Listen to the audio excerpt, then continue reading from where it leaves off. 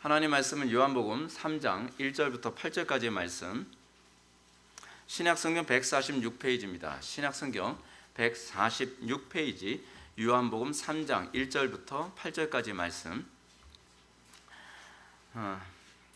찾으셨으면 제가 봉독하겠습니다.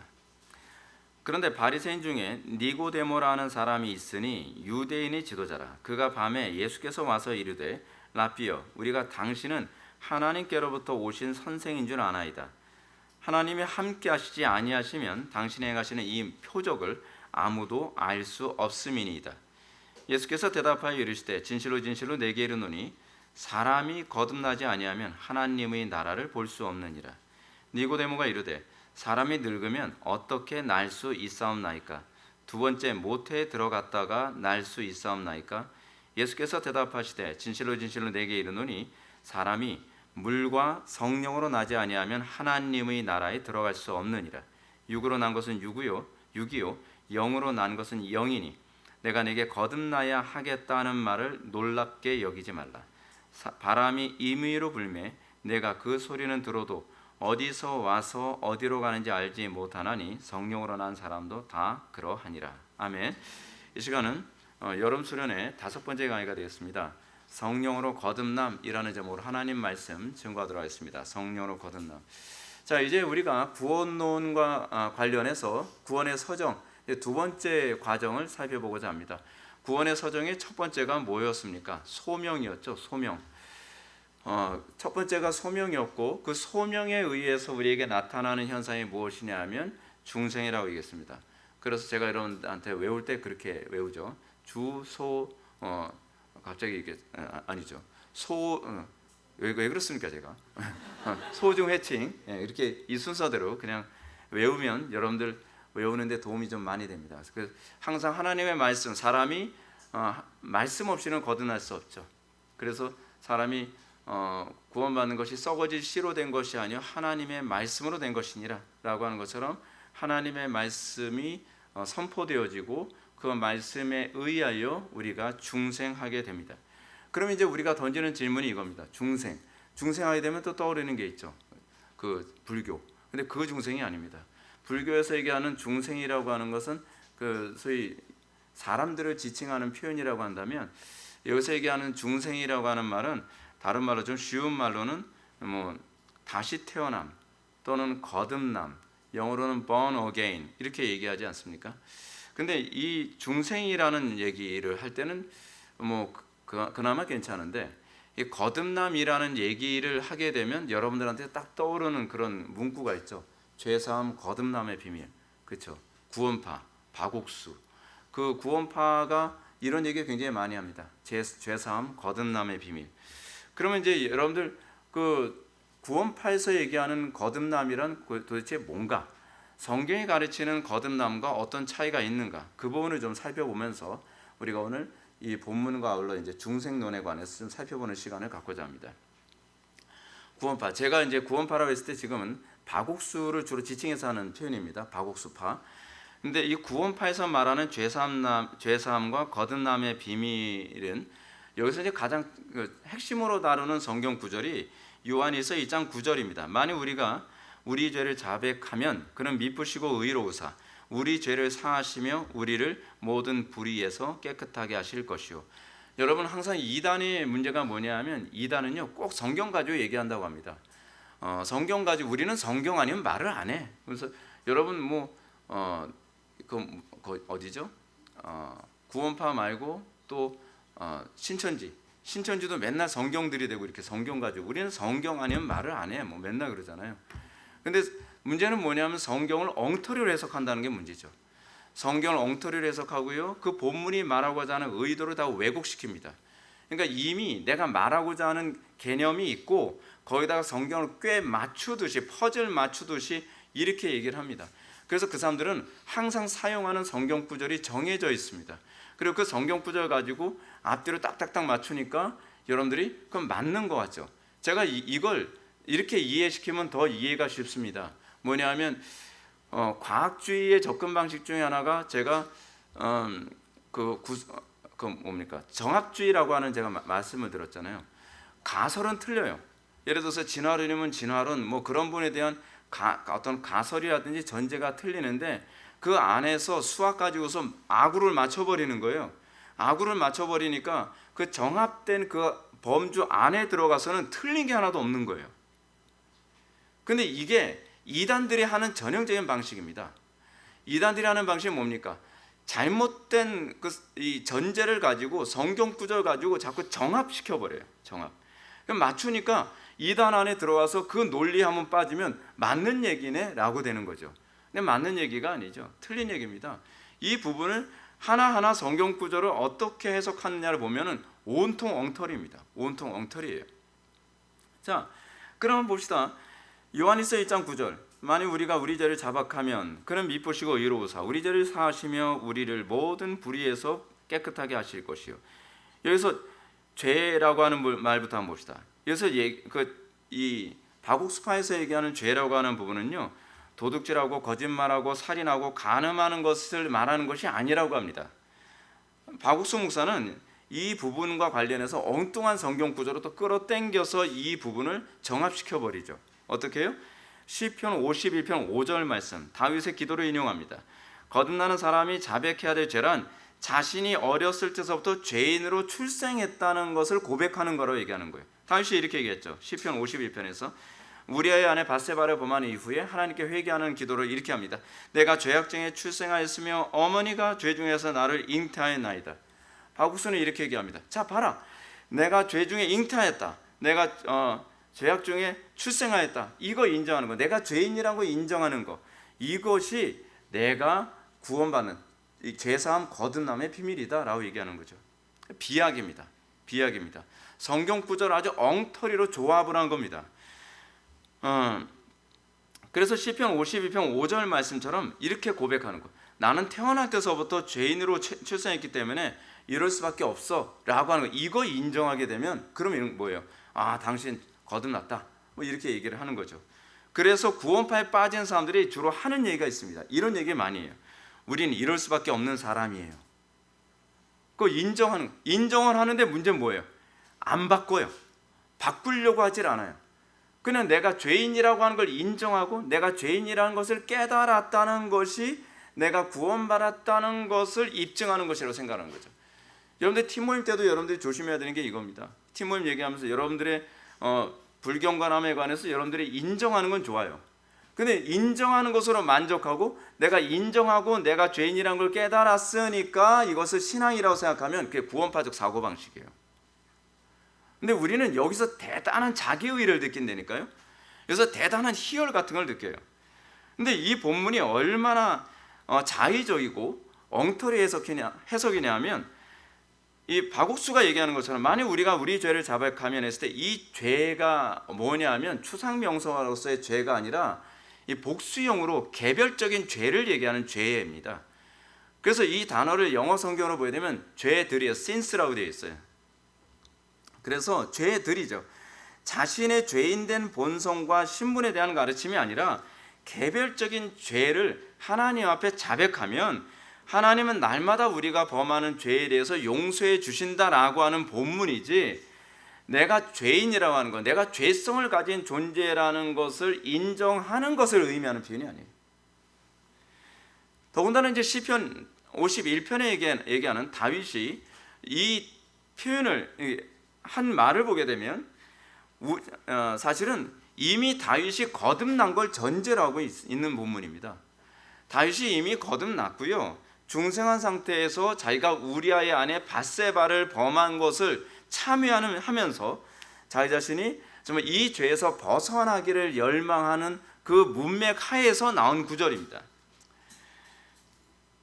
그러면서 내 죄의 특징이 어디서 나왔는가? 나의 죄악된 본성, 거기서 나온 것이다 라고 하는 것을 인정하게 되는 것. 나는 거듭난 존재이지만 끔찍한 범죄가 하나님과의 관계를 멀어지게 만들었다라고 하는 것을 인정하는 그런 본문입니다. 그러면서 뭐라고 얘기합니까? 나를 이미 거듭났기 때문에 나를 주님 앞에서 쫓아내지 마시며 주의 성령을 내게서 거두지 마옵소서. 주의 구원의 즐거움을 내게 회복시켜 주시고 자원하는 심령을 주사 나를 붙드소서. 그죠? 이미 거듭났다는 것이 전제되어진 고백입니다. 이걸 고백했기 때문에 거듭나는 것이 아닙니다. 그러니까 얼마나 구원파 같은 이단에서 하나님의 말씀을 교묘하게 왜곡해가지고서 자기네들이 의도하는 바를 정당화시키는 데에 성경을 사용하는지 모릅니다. 무엇보다 이제 구원파의 심각한 문제는요, 이 구원파가 영지주의라는 데 있습니다. 사람들이 제가 이제 세계관 강의할 때 영지주의 얘기하면 도대체 영지주의가 뭔가요? 이제 이런 부분을 다 외부 교인들은 좀 어려워하더라고요. 근데 영지주의 말 그대로 쉽습니다. 영적인 지식을 추구하는 철학적 사고 방식이에요. 근데 이 영지주의가 플라톤주의에서 나옵니다. 플라톤주의에서 나오는데 플라톤도 사실은 구원론을 얘기하거든요. 그러니까 플라톤은 철학이라고 생각하는데 사실은 종교에 더 가깝습니다. 그래서 플라톤의 철학을 공부하다 보면은 창조주에 관한 언급도 나오고, 그리고 그것과 관련해서 창조주와 관련하여 선을 규정하는 개념도 나옵니다. 그러니까 플라톤이 얘기하는 창조주는 데미우르고스죠. 데미우르고스. 근데 이 데미우르고스에 의해서 선이 규정되는 것이 아니라 데미우르고스는 선을 추구하는 차원에서 또 다른 개념입니다. 뭐 나중에 제가 얘기할 게 있으면 또 얘기할게요. 근데 플라톤주의에서는 어떤 사람이 그러면 구원을 받느냐? 내 속에 영적인 지식이 있다는 것을 아는 사람이 구원을 받는다는 거예요. 그 영적인 지식은 무엇이냐? 철학적 지식이죠. 그래서 내 속에 이제 플라톤이 이렇게 생각하는 겁니다. 사람들이 이 땅에 태어났을 때 어떤 사람은 그 마음속에 철학의 조각이 있는 사람이 있고, 어떤 사람은 철학의 조각이 없는 사람이 있다는 거예요. 그런데 자기 속에 있는 철학의 조각, 그러니까 지혜의 조각이 있다는 것을 깨닫게 된 각성하게 되어진 사람이 구원을 받는 것이다 라고 이렇게 생각을 하는 겁니다. 그게 이제 플라톤주의에서 구원을 이해하는 방식이거든요. 그래서 이것이 일종의 뭐예요? 비밀이죠. 비밀이에요. 그래서 영적 비밀을 자꾸 얘기를 합니다. 그래서 박옥수가 얘기하는 게 뭡니까? 이것을 깨닫는 게 비밀이다. 내가 죄인이라는 것을 깨닫는 것. 그래서 죄사함 거듭남의 비밀이라는 얘기를 하는 거예요. 이 비밀이라는 말을 할 때는 이미 영지주의가 내포되어진 표현이죠. 그래서 이런 영적 지식, 내가 죄인이라는 것을 깨닫는 각성되어진 이 지식이 있는 사람만이 구원을 받는 것이다. 플라톤이 이제 이걸 파이돈에서 언급을 했습니다. 근데 이 플라톤주의의 이 개념이 그대로 종교화되어진 것 중에 하나가 뭡니까? 그게 바로 불교죠. 그래서 불교는 어떤 종교라고 얘기합니까? 깨달음의 종교라고 얘기하죠. 깨달으면 내가 구원을 받는 거예요. 깨달으면 내가 해탈 열반에 도달할 수 있는 거죠. 그래서 깨달음이 구원의 조건이라고 얘기하는 겁니다. 근데 문제가 뭐냐면 이런 식으로 가르친 유명한 목사님이 있습니다. 제가 실명 거론하지는 않겠어요. 근데 그 유명한 목사님이 항상 하는 얘기가 뭐냐면 내가 죄인임을 깨닫는 거 그게 구원이고, 내가 죄인임을 깨닫는 거 그게 성화야 라고 얘기하는 거죠. 그래서 제가 그 교회 다니는 어떤 성도한테 얘기 들어봤더니 그러는 거예요. 자기 와이프를 구타를 하는데 구타하는 와이프가 아니 당신은 교회에서 이렇게 배웠냐 그랬더니 그 남자가 하는 얘기가 그런 거죠. 그래, 내가 죄인이란 건 깨닫게 된 거 이게 구원이고 이게 성화라고 난 배웠어 라고 얘기하는 거죠. 근데 이게 영지주의예요. 이게 영지주의. 근데 그분이 실제로 영지주의자였어요. 우리나라에서 영지주의를 하는 사람한테 배웠다는 얘기를 제가 들었습니다. 기독교인이 아니라 그냥 영지주의자한테 직접 배웠다고요. 근데 문제는 뭐냐면 우리가 이런 영지주의적 성향이 많이 있습니다. 그래서 여러분들 우리 개혁파 안에서도요 자꾸 이런 성향이 많이 나타나는데, 자기 삶이 잘 안 변하고 뭐가 구원의 확신이 좀 없는 것 같으면 자꾸 지식을 더 많이 추구해요. 주식을. 그렇죠? 지식을 더 많이 추구하면서 뭐예요? 내가 지식이 부족해서 내 삶이 안 변하는 것 같다는 거예요. 그래서 굉장히 공부를 많이 해요. 공부를. 근데 공부 많이 하지 말란 얘기가 아니에요. 근데 지식이 여러분들을 구원을 주지 않는다는 걸 아셔야 된다는 거예요.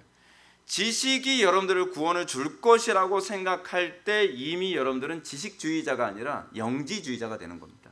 영지주의. 아무튼 구원파에는 이런 것이 중생, 다시 말해서 거듭남의 비밀이라고 가르쳤습니다. 그러면 성경은 과연 중생을 그런 식으로 가르치는가? 자, 오늘 보면은 그 유명한 니고데모가 예수님을 밤에 몰래 찾아간 사건을 기록하고 있습니다. 그러면 니고데모가 어떤 사람입니까? 1절 보면 이렇게 언급하고 있습니다. 바리새인이요 유대인의 지도자라고 얘기합니다. 바리새인이요 유대인의 지도자. 그렇다고 한다면 이 사람은 어떤 사람인가? 이 사람은요 그 시체에 예수님께서 이제 돌아가셨을 때에 그 시체에 모략과 침향을 섞은 것으로 바르게 무덤을 찾아간 사람이기도 합니다. 근데 이 사람이요, 어떤 관원이냐면 산해드리는 관원으로서 유대인 최고 의결 회의 기관의 이 일원이었습니다. 그런 고위 관직자가 다른 사람의 눈을 피해서 어느 날 예수님을 찾아온 것입니다. 왜 찾아왔는가? 그 이유가 무엇인가? 이게 굉장히 흥미롭습니다. 2절 보면 이렇습니다. 그가 밤에 예수께 와서 이르되 랍비여, 우리가 당신은 하나님께로부터 오신 선생인 줄 아나이다. 하나님이 함께 하시지 아니하시면 당신이 행하시는 이 표적을 아무도 알 수 없음이니이다. 왜 찾아왔다고요? 다른 사람들하고 다르더라는 겁니다. 이단하고 다르더라는 겁니다. 산헤드린 공의회에서는 저거 이단이야, 저거 미혹하는 사람이야, 저 이상한 놈이야 라고 사람들이 생각을 하는데, 가만히 보니까 이제껏 나타났던 이단이나 이제껏 나타났던 가짜 메시아하고는 다르다라는 거예요. 다르다라는 거죠. 거기서 예수님에게서 뭔가 이 다른 것을 발견하면서 알고 싶었던 겁니다. 자, 제가 여러분한테 이런 말씀 드리겠습니다. 우리 기독교는요, 왜 안 믿는 사람들이 기독교에 대해서 이 시대 기독교에 대해서 사람들이 그토록 호감을 갖지 못할까요? 다르지 않기 때문에 그렇습니다. 제가 여러분한테 계속적으로 말씀드리는 게 그거 아닙니까? 도덕적인 사람이 되는 것은 다른 종교가 다 추구하는 바입니다. 뭔가 깨닫는 걸 추구하는 것, 다른 종교에서 다 추구하는 것이 철학에서 다 추구하는 겁니다. 우리 기독교가 추구하는 건요, 구별됨입니다. 세상과 다른 겁니다. 근데 우리는 세상과 다르지 않으려고 합니다. 세상이 우리들을 다르게 볼까 봐 오히려 걱정합니다. 아니요, 우리의 존재 방식은 구별됨입니다. 어떤가요? 여러분들이 예수를 믿기 때문에 다른 사람들이 여러분들을 봤을 때 다르다고 생각을 합니까?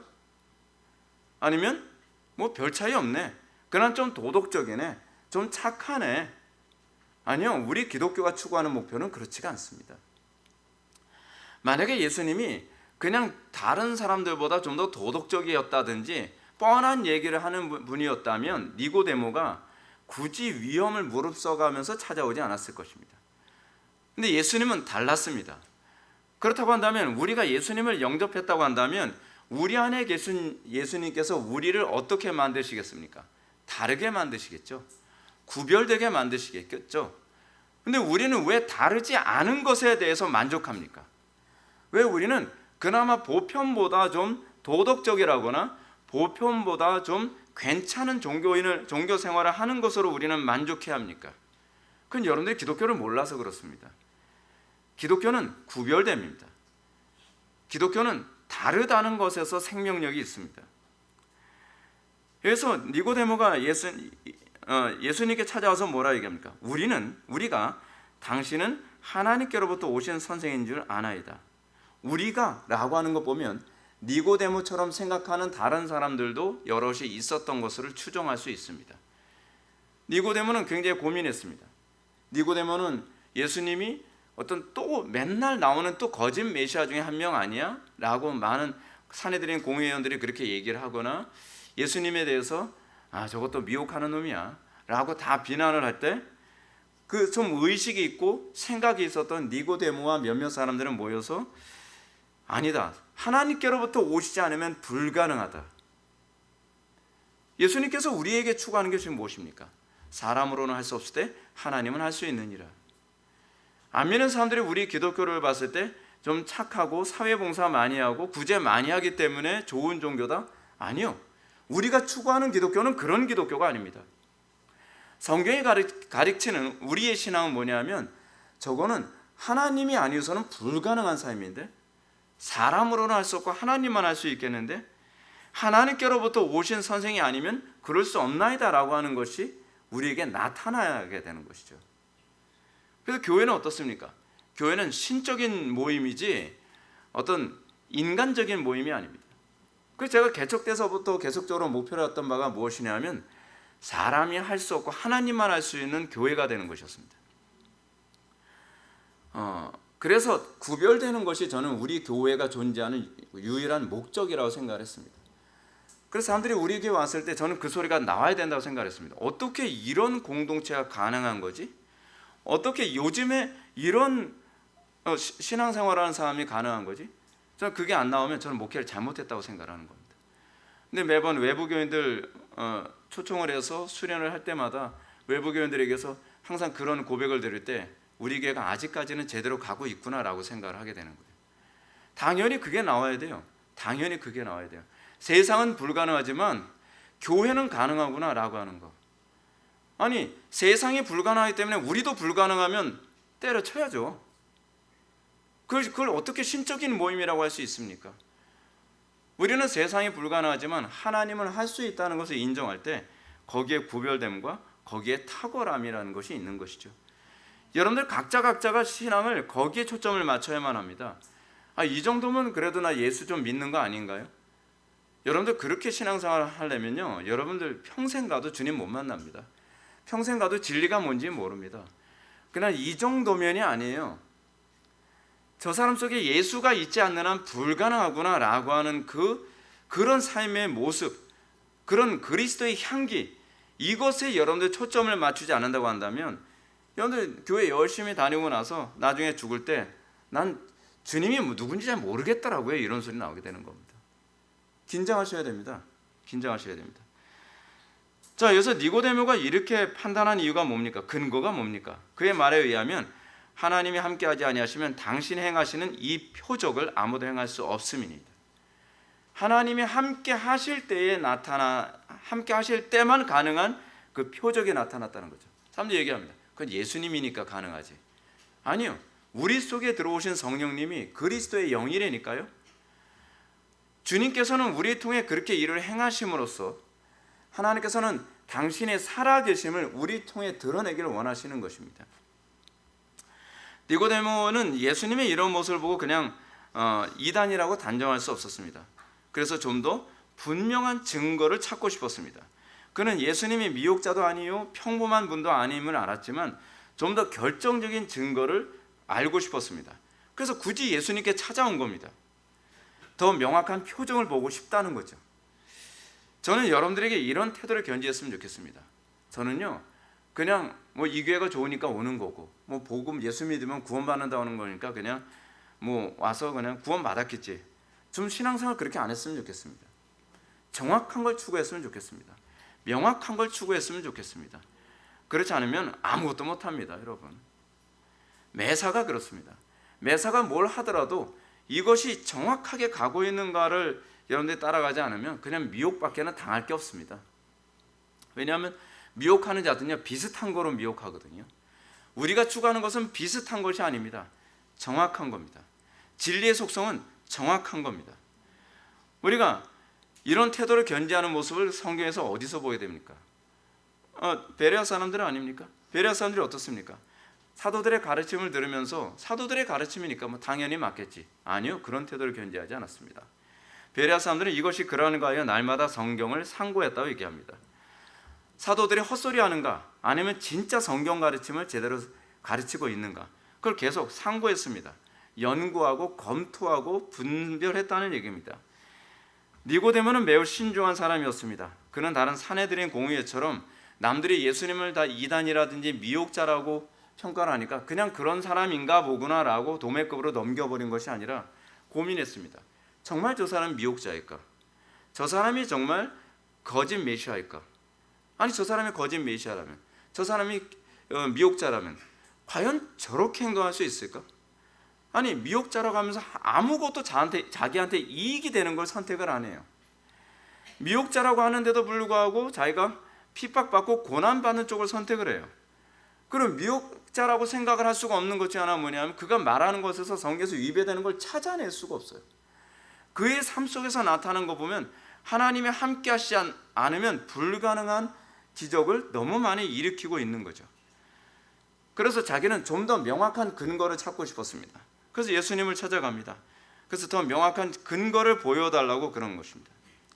그렇습니다. 우리에게 이런 신중함이 필요합니다. 우리는 간혹가다 그렇습니다. 그 신앙생활 너무 따지면 안 되는 거 아닌가요? 아니요, 신앙생활은 따지고 믿는 겁니다. 잘못된 종교일수록, 그리고 거짓된 종교일수록요, 질문을 싫어합니다. 질문을 싫어해요. 복음은 어떻습니까? 항상 정직한 질문에 정직한 답변이 항상 열려 있습니다.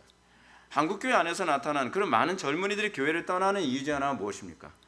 청년들이 궁금해서 물어보면 그냥 믿어, 뭘 자꾸 질문을 해 라고 하는 거예요. 아니요, 그거는 믿음이 아닙니다. 그거는 광신입니다.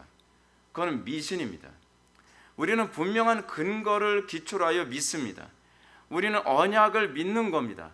우리는 맹종하는 사람들이 아닙니다. 그래서 전통적으로 기독교는 항상 질문에 대답할 준비를 하고 있습니다. 아니, 우리는 베드로서에서도 그런 말씀하고 있는 거 여러분 기억하지 않습니까? 너희 속에 비밀을 알기를 원하는 자에게 항상 대답할 것을 준비하라고요. 우리는 우리에게 질문하는 사람한테 대답할 준비가 되어 있습니다. 왜요? 우리는 진리를 가지고 있기 때문에 그렇습니다. 진리는 질문을 두려워하지 않습니다. 근데 거짓은 질문을 두려워합니다. 왜냐하면 거짓이 드러날까 봐. 오히려 진리는 질문을 기뻐합니다. 왜냐? 그 질문에 대답함으로써 진리가 더 선명하게 그 실체를 드러낼 수 있기 때문에 그렇습니다. 니고데모는 고민합니다. 그래서 예수님을 통해서 질문하고 더 정확한 걸 알기 원했습니다. 자, 근데 이제 흥미로운 게 뭐냐면, 제가 뭐 소크라테스의 철학을 동의한다든지 소크라테스를 뭐 좋아하는 건 아니지만, 소크라테스의 책 중에서 프로타고라스라고 하는 책을 보게 되면 소크라테스가 아주 유명한 그 삼파술사 아닙니까? 그러니까 애 낳는 거 하는 사람이 아니라 이 삼파술로 이렇게 질문하고 진리를 찾아가게 만드는 사람이었다는 거잖아요, 그죠? 근데 이 소크라테스하고 이제 히포크라테스하고 대화를 나누는데, 히포크라테스가 이제 얘기하는 겁니다. 선생님, 요번에 프로타고라스라고 하는 유명한 소피스트가 우리 동네에 온다고 하는데 너무 놀랍지 않습니까? 막 흥분해서 막 그러니까, 뭐가 놀라운데, 제가 그 사람 만나서 진리를 깨달을 수 있을 것 같아요. 그럼 어떻게 할 건데? 그 당시에는 소피스트들한테 지식을 얻으려면 돈을 굉장히 많이 들였어야 돼요. 그러니까 예를 들어서 뭐 학원 강사한테 뭐 100만 원, 한 달에 100만 원 그 정도가 아니라 이 프로타고라스를 보니까 자기 전 재산을 팔 정도예요. 그러니까 진짜 소피스트들이 돈을 얼마나 많이 버는지 알만하죠. 그러니까 내 모든 재산을 팔아서라도 저는 그 사람에게 그 지혜를 얻고 싶습니다. 만약에 돈이 부족하다면 어떻게 할 건데? 그러면 친구에게 돈을 빌려서라도 저는 그 사람에게 지혜를 얻기를 원합니다. 적어도 저는 이 정도의 태도는 있어야 된다고 생각합니다. 그리스도인들이 그리스도인 되는 것은요, 내 모든 재산을 팔아 그 밭에 감춰진 보화를 샀더라. 이것이 사실 성경의 가르침이거든요. 근데 여기서 히포크라테스가 소크라테스한테 그렇게 얘기합니다. 그러니까 소크라테스가 사실 프로타고라스를 별로 좋아하지 않았거든요. 왜냐하면 프로타고라스는 궤변론자니까. 그러니까 소크라테스가 가만히 있다가 얘기를 하는 겁니다.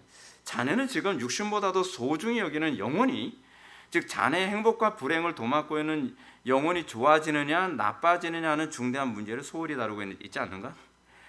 가장 소중한 것을 이 위험한 도박에 걸지 않도록 유의하지 않겠나? 더구나 학식을 사들일 경우에는 음식물을 사들이는 경우보다 훨씬 더 위험하다는 것을 모르나 돈을 지불하고 학문을 배우는 순간 학문은 영혼 속으로 들어가 자리를 잡는다네. 아주 적절한 얘기죠. 여러분들, 우리는 학교에서 아무거나 잡탱이로 막 배웁니다. 그것이 여러분들의 영혼을 어떻게 파괴시킬 것인지 여러분들은 고민합니까? 여러분들이 책 하나하나를 선택하더라도 그 책이 여러분들의 영혼을 살릴 것인가, 여러분들의 영혼을 심각하게 파괴할 것인가를 고민합니까? 고민 안 한단 말이에요. 굉장히 경솔하죠. 소크라테스가 지적하는 이 부분에 대해서는 저는 100% 공감합니다. 100%. 그렇게 엄청난 재산을 들어가면서 프로타고라스한테 지식을 배워서 내 영혼이 어떻게 될 거라고 하는 것에 대해서 너는 심각하게 고민해 봤나? 그럴 만한 가치가 있다고 생각하니? 라고 얘기를 하는 거예요. 그러니까 소크라테스가 히포크라테스와 같이 가지고서 프로타고라스 만나가지고, 프로타고라스는 노인이고 그 당시 소크라테스는 젊은 청년, 좀 나이가 좀 젊은 상태였는데 그 어르신을 완전 죽사발을 만들고 나오는 내용이 이 프로타고라스입니다.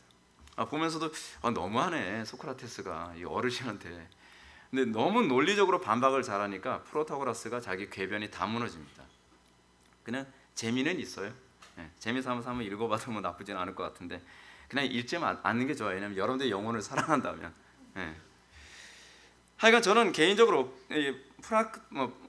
플라톤의 철학에 크게 동의하지 않지만 그의 이런 지적은 아주 공감을 합니다. 우리는 철학을 하는 사람보다 더 신중해야만 합니다. 아니, 철학하는 사람도 이렇게 신중해야 된다고 얘기를 하는데 하물며 진리를 추구한다고 하는 기독교인들이 이 사람들보다 신중하지 않다면 되겠냔 말이에요. 근데 저는 한국교회 안에 이런 일이 일반화되어진 모습이 막 속이 부글부글 끓습니다. 부글부글 끓어요.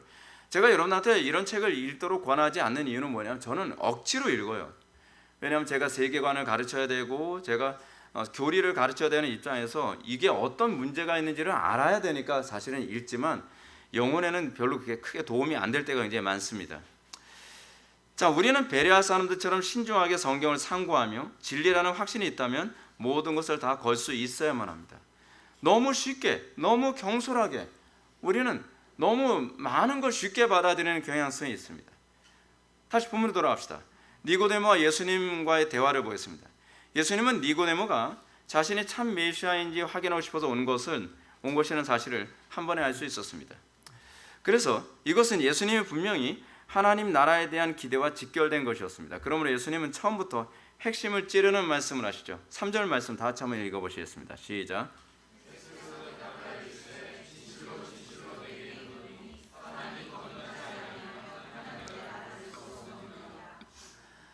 진리를 알기 원하니? 라고 얘기하는 거죠.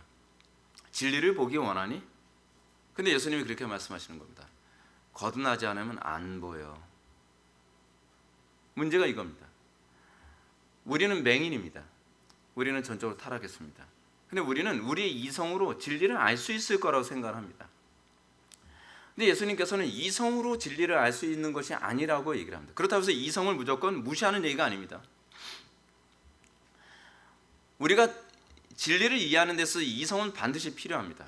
그러나 그 이성은 거듭난 이성이어야만 합니다. 그 이성은 조명된 이성일 때라야만 제정신을 차리는 겁니다. 마치 우리 이성은, 이건 적절한 표현은 아닙니다. 근데 이해에 도움을 드리기 위해서 제가 말씀드리는 겁니다. 마치 우리의 이성은 술 취한 것과 같습니다. 마치 우리의 이성은 마약에 찌들어 있는 것과 같습니다.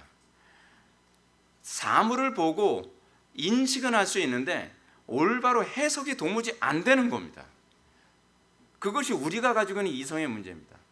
그럼 올바로 사물을 해석하려면 어떻게 해야 됩니까? 정신을 깨야죠. 그렇죠? 정신이 차려져야 되는 겁니다. 정신 차리고 나면 뭐라 그러니까? 내가 무슨 짓을 했지? 그러는 거죠. 우리가 예수를 믿기 전에, 우리가 성령으로 거듭나기 전에 우리의 이성은 이것도 나름대로 괜찮고 아름답고 뭐 어쩌고저쩌고 이렇게 얘기를 합니다. 근데 우리가 성령의 조명을 받고 정신을 차리고 나면 내가 어떻게 과거 이것을 아름답다고 봤지? 내가 어떻게 이것이 타당하다고 봤지? 내가 이것이 어떻게 정당하다고 생각을 했지라고 하는 자기 자신에 대해서 경악을 하게 되죠. 예수님께서 말씀하신 게 그거 아닙니까? 먼저 거듭나야 돼. 거듭나지 않으면 하나님의 나라를 볼 수 없어 라고 얘기하는 거죠. 예수님 자신이 하나님의 나라를 건설하게 될 구약에 예언된 메시아인지 확인하고 싶어서 왔다고 하는 그 사람에게 내가 메시아인지 아닌지 알려면 이성이 아니라 거듭나야 돼 라고 얘기를 하는 것이죠. 그것은 예수님이 하나님 나라를 건설하러 오신 메시아이면서 동시에 예수님 자신이 하나님 나라이기 때문에 그렇습니다. 그래서 거듭나지 않으면 하나님의 나라를 볼 수 없느니라 라고 얘기하는 거죠. 여기서 우리가 이제 두 단어를 우리 집중해야 됩니다. 첫째 거듭남이고 둘째는 보다입니다. 이 거듭남이라고 하는 단어는 헬라어로 게네테 아노텐이라고 하는 그 헬라어를 사용하거든요. 뭐 땐이라고도 발음하고, 이게 번데기 발음이라서 땐이라고 했는데 대부분 댄이라고 합니다. 게네데 아노덴. 근데 이 말은 다시 태어난다라고 하는 의미를 가지고 있거든요. 또는 위로부터 태어난다. 그래서 born again이라고도 이렇게 얘기를 하고요. 그리고 위에서부터 다시 태어난다는 차원에서 새로운 창조의 개념으로도 이해를 합니다. 근데 이 단어가 그냥 두 가지로 해석이 가능해요. 그래서 두 가지 동시에 우리 머릿속에 이해를 하고 있어야 돼요. 두 번째 단어는 보다라는 거거든요. 보다. 거듭나지 않으면 하나님의 나라를 볼 수 없느니라. 근데 여기서 보다에 해당하는 이 에이돈이라고 하는 단어는 그냥 눈으로 본다고 하는 얘기가 아니라 참여한다, 또는 경험한다라는 얘기입니다. 거듭나지 아니하고선 하나님 나라에 참여할 수 없는 겁니다. 거듭나지 않고서는 하나님 나라를 경험할 수가 없는 겁니다. 그렇지 않습니까? 제가 목회하면서 매번 놀라운 게 뭐냐면 하나님의 임재가 막 충만하게 임하는 가운데서도 무감각한 사람이 있는 거 보면서 참 놀랍습니다. 왜요? 거듭나지 않고서는 우리는 감각할 수가 없는 것이 하나님의 나라이기 때문에 그렇습니다. 거듭나지 않은 상태에서 이성으로 아무리 알려고 해도 알 수가 없습니다. 그래서 고린도전서에서 바울이 이렇게 얘기하지 않습니까? 육에 속한 사람은 하나님의 성령의 일들을 받지 아니하나니 이는 그것들이 그에게는 어리석게 보이며 또 그는 그것들을 알 수 없나니 그러한 이들은 영적으로라야 분별되기 때문이라 라고 얘기합니다. 그냥 어리석게 보입니다. 미련하게 보입니다. 그리고 걸림돌로 보입니다. 그 대표적인 게 십자가 아닙니까? 십자가에 대해서 헬라인들은 미련하게 보이는 거라고 그랬고 유대인들에게는 걸림돌이 됐다고 얘기하겠죠. 여러분들에게 있어 십자가는 걸림돌입니까? 아니면 미련해 보이는 겁니까? 아니면 여러분들에게서 십자가는 그 무엇과도 바꿀 수 없는 그 영광이라고 여러분들 생각합니까? 사도 바울이 거듭나고 난 이후에 십자가에 대한 그의 가장 정확한 입장은 이거였습니다. 모든 것을 배설물로 여기고 십자가 외에는 자랑할 것이 없다는 겁니다. 십자가가 나의 자랑처럼 여겨지는 것은 거듭나지 않고선 보이지가 않습니다. 그래서 사도 바울은 내가 거듭났는가 거듭났지 않았는가를 보는 가장 중요한 시금석 중에 하나를 어떤 것으로 보냐면 십자가에 대한 나의 반응입니다. 십자가에 대한 나의 인식입니다. 이런 예수님의 가르침을 니고데모는 굉장히 당황스럽게 받아들였습니다. 왜냐하면 이 땅에 이미 태어난 사람은 결코 두 번째로 다시 모태에 들어갈 수 없기 때문입니다. 이런 의문을 니고데모가 언급하자 예수님은 5절부터 7절 말씀을 통해서 이렇게 중생의 의미를 설명하십니다. 예수께서 대답하시되 진실로 진실로 내게 이르노니 사람이 물과 성령으로 나지 아니하면 하나님 나라에 들어갈 수 없느니라. 육으로 난 것은 육이요 영으로 난 것은 영이니 내가 내게 거듭나야 하겠다는 말을 놀랍게 여기지 말라. 그래서 우리가 먼저 이해해야 될 부분은 물과 성령으로 나지 아니하면 이라고 하는 부분입니다. 그럼 이 물은 무엇이고 성령은 무엇인가? 이 의견이 굉장히 많이 분분합니다. 근데 안토니 후쿠마 교수가 이걸 이렇게 우리에게 얘기합니다. 그래서 물은 구약에서 종종 그랬듯이 내면적 정결케 함을 상징하는 것으로 이해해야 하며 성령으로 태어나다라는 표현은 이러한 새로운 출생의 신적 집행자가 바로 성령님임을 가리키는 것이다 라고 얘기하는 거죠. 그럼 여기서 이제 안토니 후쿠마 교수의 해석을 저는 동의하거든요. 그렇다고 한다면 이렇게 이해할 수 있죠. 중생이란 내면적 정결함을 받는 것이며 그리고 이것이 사람의 교육으로 정결함을 받는 것이 아니라 성령님에 의해서 정결함을 받는다는 겁니다. 근데 우리는 자꾸 이게 교육으로 가능할 거라 자꾸 생각합니다. 자꾸 가르치면 교육으로 이 교육으로 하게 되면 이게 자꾸 영지주의적으로 자꾸 흘러가거든요. 교육이 필요 없다는 것이 아니라 교육이 우리를 거듭나게 못하게 한다는 얘기입니다. 교육이 전능하지 않아요.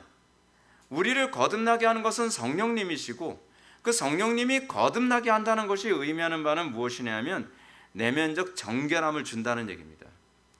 근데 거듭났다고 하는데 내면적 정결함이 없잖아요. 요즘 보게 되면 영적 기도했다고 하는데 내면적 정결함이 없습니다. 하나님 말씀을 가감하고 자기 방식대로 받아들이고 하나님 말씀 들으면서도 하나님 앞에 순수하게 반응하지 않습니다. 그러면 내면적 정결함이라는 게 구체적으로는 뭐겠습니까? 구약은 홍해 바다를 통과함으로 묘사합니다. 구약에서 이스라엘 백성들은 애굽에서 노예로 해방되기 위해서 어떻게 해요? 홍해 바다를 건넜습니다. 홍해 바다를 건넜는데 이스라엘 백성들은 건너고 애굽 사람들은 다 죽었죠. 이 부분에 관해서 고린도전서 10장에서는 이것을 세례로 표현합니다. 세례가 뭐라고요? 세례라고 하는 것은 우리가 옛적 삶은 장사 지내고 새로운 피조물이 되었다는 것을 얘기합니다. 우리의 정과 욕을 십자가에 못 박았느니라. 바울이 로마서에서 했던 얘기 아닙니까? 우리가 정결케 되었다는 것은 옛사람이 장사된 겁니다. 옛사람이 장사되지 않고 여전히 옛사람이 살아있으면서 내가 구원받았다라고 얘기하면 곤란한 거죠. 그러면 옛사람이 장사됐다는 것이 의미하는 바가 무엇인가? 안목이 변화됐다는 겁니다. 그리고 인생의 목표가 달라졌다는 겁니다. 삶의 방식이 달라진 겁니다. 삶의 즐거움이 달라졌습니다. 행복의 방식이 달라졌습니다. 인생의 목적이 달라진 겁니다. 여러분, 이게 바로 정결케 된 겁니다. 근데 여러분들 예수 믿고 나서 인생의 목적 달라졌습니까? 라이프 스타일 달라졌습니까? 삶의 목적이 달라졌습니까? 옛적 습관 그대로 다 있고 여전히 옛 것이 즐겁지 않습니까?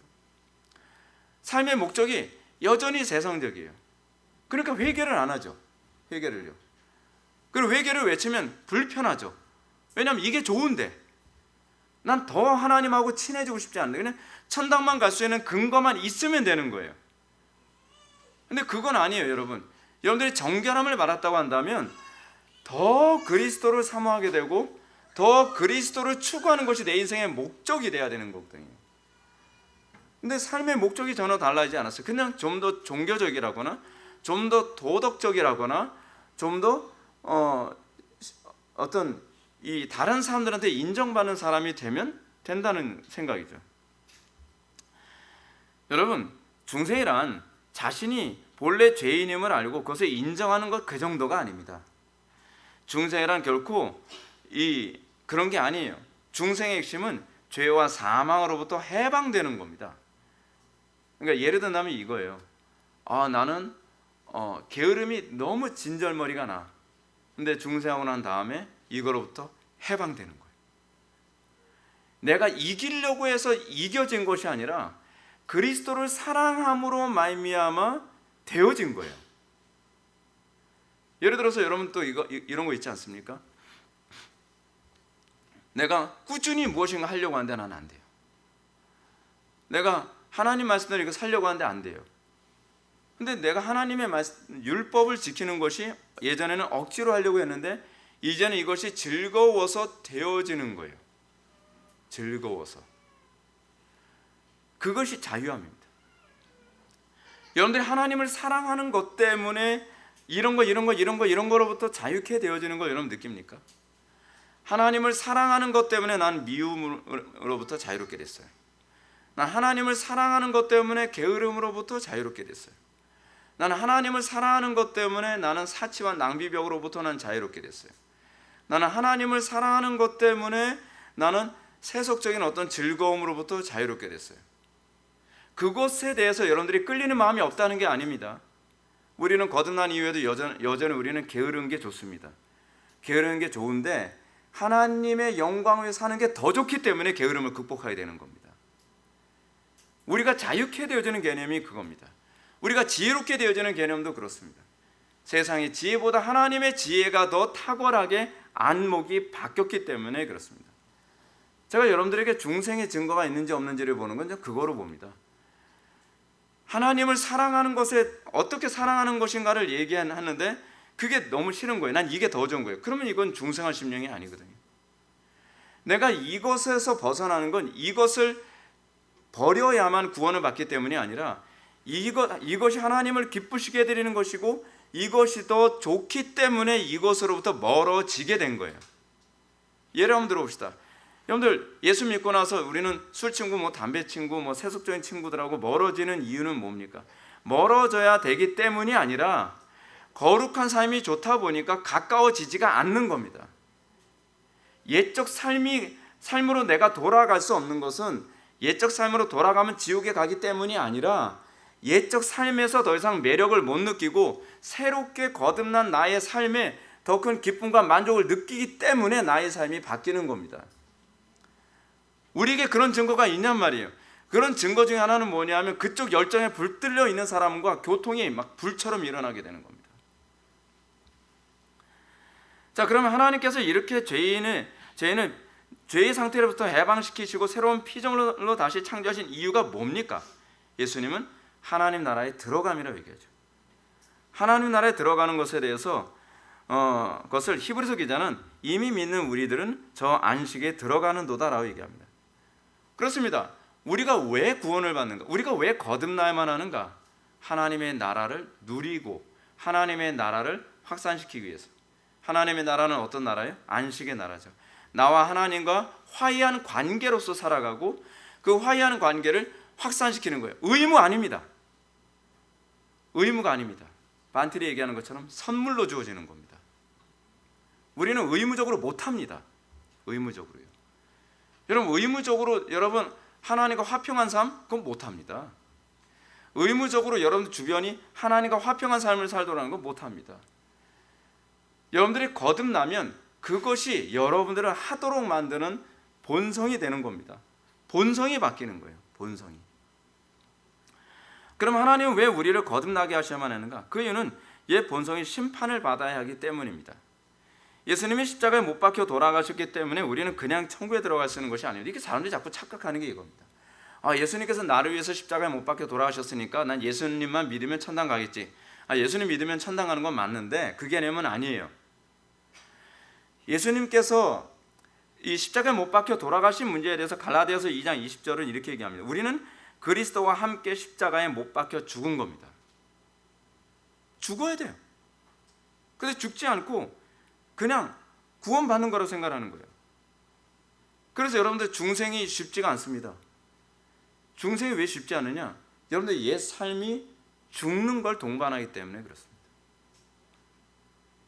여러분 옛 삶 회개 없이 중생이 없습니다. 회개란 무엇이냐? 우리의 정과역을 십자가에 못 박는 거거든요. 그럼 여러분들이 내가 못 박아야지. 여러분들이 못 박지 못합니다. 스님이 자기 머리 깎지 못하는 것처럼 우리 스스로 우리의 죄를 못 박을 수가 없어요. 자꾸 여러분들 이걸 자꾸 내가 해야 된다고 생각합니다. 골로새서 2장 12절 말씀처럼 우리는 세례로 그리스도와 함께 장사된 겁니다. 그리스도와 함께, 그리스도께서 우리의 정과역을 못 박아 죽게 하신 겁니다. 그리스도와 함께 죽은 것이지 그리스도만 죽은 것이 아닙니다. 그리스도와 함께 죽는 것을 내가 경험하는 겁니다. 그래서 우리는 죽는 게 내가 하는 것이 아니라 그리스도께서 하시는 겁니다. 성령께서 우리를 그리스도와 연합시켜 우리가 그리스도와 함께 죽는 겁니다. 중요한 점은 그리스도께서 죽으시지 않으셨다면 우리의 옛 본성이 죽어지지 않는다는 것입니다. 그래서 예수님이 죽으셨어야만 하는 거예요. 왜냐하면 우리가 죽어야 하기 때문에. 서로 그리스도 없이 우리 스스로의 수행과 노력으로 죽어진다고 해도 이것도 사태가 심각합니다.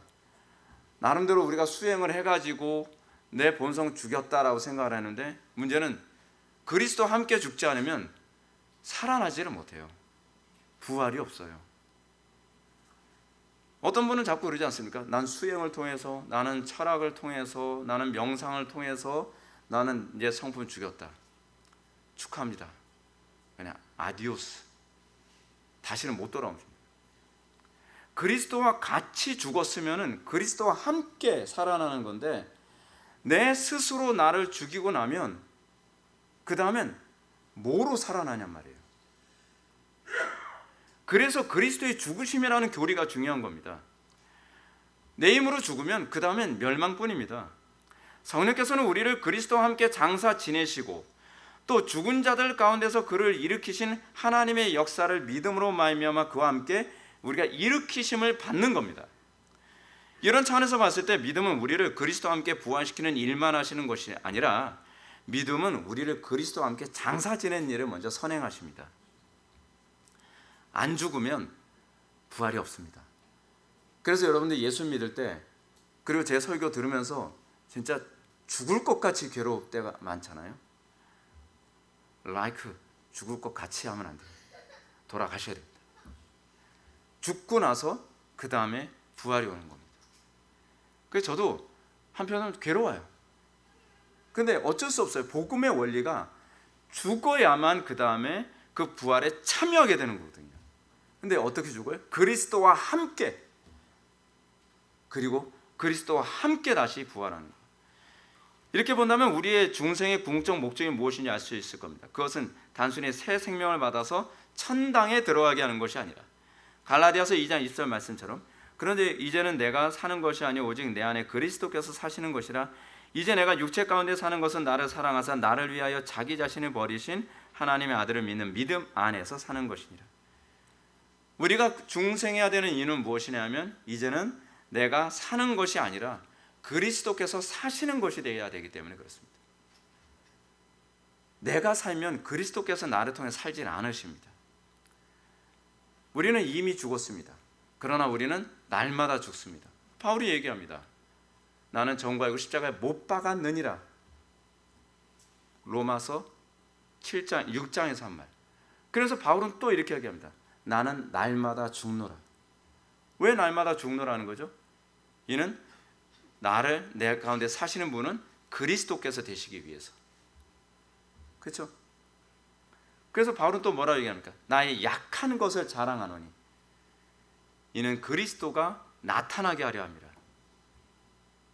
이게 바로 복음의 진수입니다.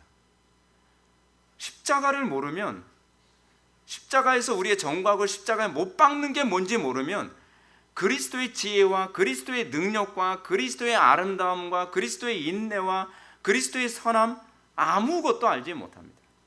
그냥 여러분들 예수 믿는 게 창살 없는 감옥이죠. 착하게 살아야 돼요. 난 착하게 살고 싶지 않은데. 나는 부지런하게 살아야 돼요. 난 부지런하게 살고 싶지 않은데. 나는 이기적으로 살고 싶은데 이타적으로 살아야 돼요. 사회봉사하기 싫은데 사회봉사해야 돼요. 사랑하기 싫은데 사랑해야 돼요. 부모 노릇하기 싫은데 부모 노릇해야 돼요. 왜요? 성경이 이렇게 명령하고 있으니까. 그렇지 않으면 천당 못 갈 것 같으니까. 아니요, 우리 그렇게 사는 사람 아닙니다. 우리는 그 모든 의무로부터 우리는 자유롭게 됐습니다. 우리는 이제는 그것이 의무가 아니라 즐거움으로 행하는 사람들이 된 겁니다. 이해는 거듭난 사람들만 이해가 됩니다. 그래서 중생의 목적은 그리스도를 위하여 너희에게 은혜를 주신 것은 다만 그를 믿을 뿐 아니라 또는 그를 위하여 고난도 받게 하려 하심이라고 얘기하는 것입니다. 중생하지 않은 사람은 이런 가르침을 절대로 이해할 수 없습니다. 왜 그렇습니까? 제가 아까 말씀드렸던 것은 육에 속한 사람은 하나님의 성령을 받지 아니하나니 저에게 미련하게 보이며 또 깨닫지 못함이니라. 이러한 것들은 영적으로라야 분변함이니라. 그죠? 이런 차원에서 볼 때 중생은 안토니 우쿠마의 지적처럼 우리의 본성이 뿌리부터 변화된 겁니다. 뿌리부터 변화된 겁니다. 무엇보다도 중생은 새로운 마음을 부여받는 것입니다. 안목이 바뀌는 겁니다. 관점이 바뀌는 것, 그렇죠? 세계관이 바뀌는 것, 그 라이프 스타일이 바뀌는 것. 즐거움이 이제는 세상적인 것들이 즐거움이었다면 이제는 진리를 추구하고 거룩함을 추구하고 그리스도를 가까이 하는 것이 나의 즐거움이 되는 거예요. 그리스도를 더 많이 아는 것에 가서 지긋지긋해, 머리 아파, 꼭 그렇게까지 살아야 되나? 그게 왜 머리가 아프죠? 여러분들이 진리를 추구하는 게 머리가 아픕니까? 그것이 여러분들의 행복이 아닌가요? 왜요? 그리스도가 진리이신데 여러분들이 그리스도를 사랑한다면 진리를 추구하는 것이 당연한 거죠. 오늘날 기독교의 상당한 문제점이 하나가 뭐냐면 예수를 믿는다고 하는데 진리에 관심이 없어요. 아주 질리는 인간들이죠. 자기는 그런 믿음이 있대요. 근거가 뭔데? 진리를 사랑하지도 않으면서. 그렇잖아요. 진리를 우리는 마음을 다하고 뜻을 다하고 목숨을 다하고 힘을 다하고 지혜를 다해 사랑하게 된 존재예요. 거기서 나는 내가 구원받았다는 걸 알아요. 피상적이지 않아요. 그리고 우리는 새로운 마음을 받은 겁니다. 어떤 마음이죠? 그리스도의 마음입니다. 주님의 마음을 본받는 자. 우리 그 찬양 했잖아요. 하나님의 진리, 그 진리를 마음과 뜻과 힘과 지혜와 목숨을 다해서 사랑하게 되었고, 그리고 그 진리가 명령하는 것이 이웃을 내 몸처럼 사랑하라 했기 때문에 우리는 내 몸처럼 이웃을 사랑하는 것이 의무가 아니라 하나님의 선물로 즐겁게 되어지는 겁니다. 이렇게 새로운 마음을 부여받은 사람들은 같은 믿음의 형제들을 친형제처럼 사랑할 수 있게 됩니다. 그래서 사도 요한은 이러므로 하나님의 자녀들과 마귀의 자녀들이 드러나나니 무릇 의를 행하지 아니하는 자나 또는 그 형제를 사랑하지 아니하는 자는 하나님께 속하지 아니하였느니라. 이처럼 중생을 통한 변화는 단순히 도덕적 변화 정도가 아닙니다. 육에 속한 사람은 도무지 받을 수 없는 그런 사고의 변화와 본성의 변화와 행위의 변화가 나타나는 것입니다. 도무지 납득할 수 없는, 바울이 얘기하지 않습니까? 항상 기뻐하라, 쉬지 말고 기도하라, 범사에 감사하라, 이웃을 내 몸처럼 사랑하라. 말도 안 되는 소리, 미련하게 보이죠. 그러나 하나님께 속한 사람들은 그 말이 믿어지고 그리고 그 말씀으로 살기 위해 은혜를 더 많이 구하게 됩니다. 물론 그렇다고 해서 여러분들이 죄를 안 짓는다는 얘기는 아닙니다. 다윗도 간음을 했고, 그리고 바울도 다른 사람들과 갈등하면서 분열도 일으키기도 했고, 그리고 죄를 짓기도 합니다. 그러나 차이가 있다면 우리는 그 죄를 즐길 수 없게 됐다는 겁니다. 가장 중요한 건 도덕적인 문제 이전에 관점의 변화입니다. 안목의 변화입니다. 저는 예수를 믿었다고 하면서도 안목이 안 바뀌는 사람들은 저는 절대로 중생한 사람이라고 생각하지 않습니다. 상당수의 많은 이 목회자들이나 성도들이나 신학자들이요, 제가 믿음이 있다고 얘기하는데 사고방식은 완전히 좌경화되어 있어요. 유물론이에요. 자유주의 신학을 추구하기도 하고요. 그건 불가능합니다. 왜냐하면 내 본성이 그걸 받아들일 수가 없습니다. 내 안목이 그걸 수용할 수가 없습니다. 수용이 된다고요? 가짜죠. 가짜입니다. 그게 어떻게 가능합니까? 예수를 믿는다는 건 어떤 행위의 변화가 아니고요, 어떤 모습의 변화가 아닙니다. 또는 외모나 성품이나 기질의 변화가 아닙니다. 내 영혼이 본성적으로 바뀌는 겁니다. 사랑하는 성도 여러분, 여러분들에게 이 놀라운 변화가 일어났습니까? 옛 성품이 죽고 새 성품이 들어온 증거가 있습니까? 세계관이 바뀌었습니까? 세상이 다르게 보이기 시작합니까? 다르게 해석되기 시작합니까? 관점이 바뀌었습니까?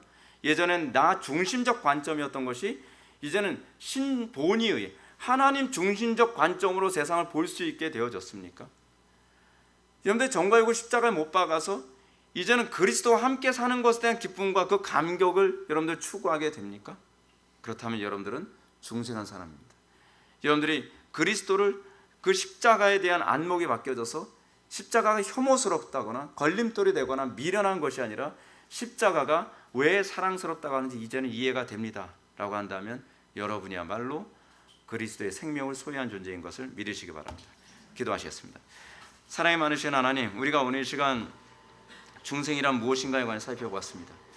아버지 하나님, 우리 심령 속에 중생하는 흔적이 희미하게가 아니라 선명하게 드러나게 하여 주시고, 그래서 우리의 본성이 바뀐 그 변화를 통해서 이 땅에서 우리가 소금과 빛의 역할을 충실하게 감당하고 주님의 이름을 영화롭게 하는 놀라운 역사가 나타나게 하여 주옵소서. 예수님의 거룩하신 이름으로 기도드리옵나이다. 아멘.